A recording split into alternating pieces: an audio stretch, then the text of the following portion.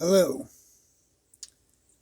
this is round 3 of trying to unveil the strategy analyzer, or specifically the modulus analyzer. I keep crashing my video program in getting this done. The irony is it's not that complex, but it does have a huge impact on your abilities to build your own strategies. I've loaded it here. It's not all that special, kind of just a flat line that stays here all together. You go into your settings, your properties, of course. If you want it to behave like it would on a real-time effect, make sure both of these are checkmarked. And of course the inputs. Pretty straightforward. So now let's make this work. Let's see what I can come up with and have it tell me how profitable it will be. Oh, let's go to Jackrabbit.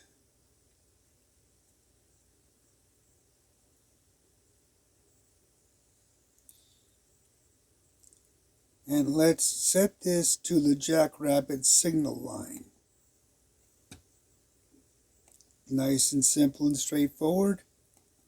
Now let's turn off the signal line.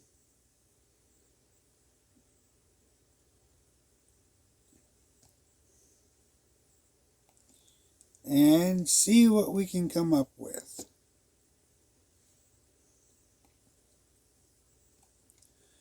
Oh, let's get rid of Trend Hunter.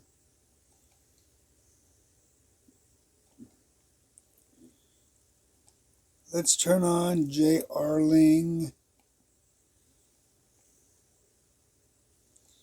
And let's get rid of GAN pivot. Let's just see what J. Arling does all by itself with the default settings. And here we are. We see it on the chart. Lots of buy signals, lots of sell signals. Not that good, actually, because it broke the system. And this is one of the drawbacks to having the TradingView strategy analyzer. But we are going to fix that. Let's add dollar cost averaging, and let's filter out the weak signals. So it'll be a strategy-based buy and sell only. And then we will see just how well we can make this work. So here's our take profit. I'm going to get out after my standard 37 purchases. So I only want to put $400 in this. And one thing I forgot to mention, you need to disable the strategy line. So let's put this to Jackrabbit. Forgot to do that too. Now we will reassign this to the dollar cost averaging module. And we will get a very nice little round with a 79% success rate. Now let's do a little bit of tuning. I'm going to put this in my default base currency.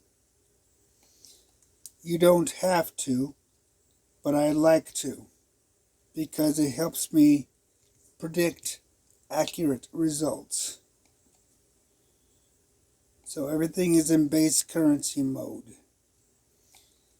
Now, for this to change from none to USD might take a few minutes, or you might have to click on OK and then come back into this. This setting is a bit of an odd one. So let's click on it. So now, using a real budget on the basis of how I would trade, using JRling with dollar cost averaging in strategy mode, we get a 79% success rate, 131 trades in a 5-minute period. Simple, elegant, efficient, and it does a very nice job. For example, this does count shorting, and you can turn that off if you only want to deal with long trades, such as Crypto Hopper. Just set this to no, and it will reevaluate it in real time. Now, if I make changes to JRling, or I make changes to the dollar cost averaging, it's automatically going to update this. And as you can see, just that simple update, I now have a 90% success rate on a very easy, very simple process.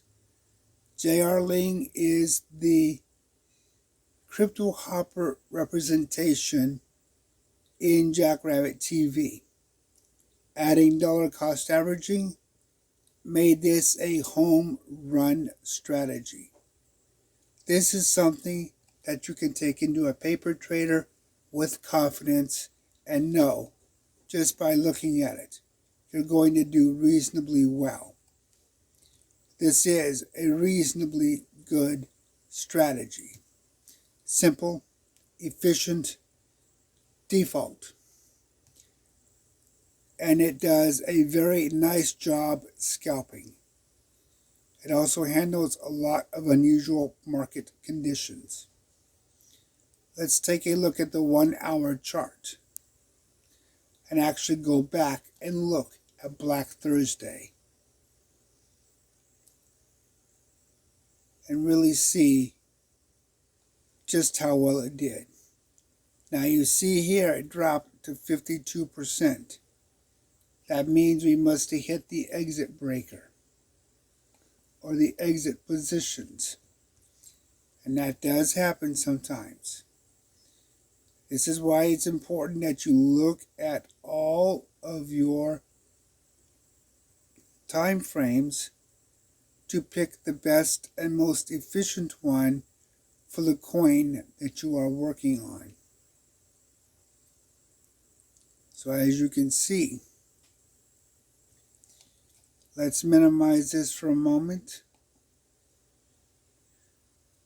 We are already back to May.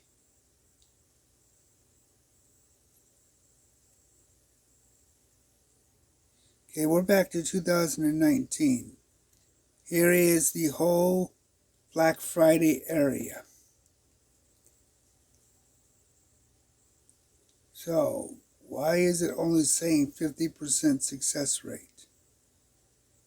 Somewhere we must have taken a loss. And now we just have to figure out where.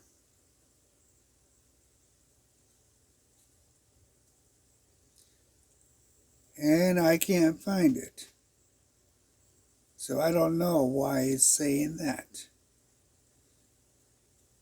But that is a good situation to look at, just because sometimes you do get some unusual situations where the analyzer will see something that is not obvious. And that is important. It could also be the amount of time per trades. So there are some significant factors to be aware of. Here we go. So right here, this would have been a $400 exit position. More than likely, it would have been a 10 to 20% below average. So that could have taken a huge impact. Okay, now that we know where that's at, let's see if we can change it. So we have 38. Let's see what full saturation would do. A complete 100% coverage of the volume of a coin.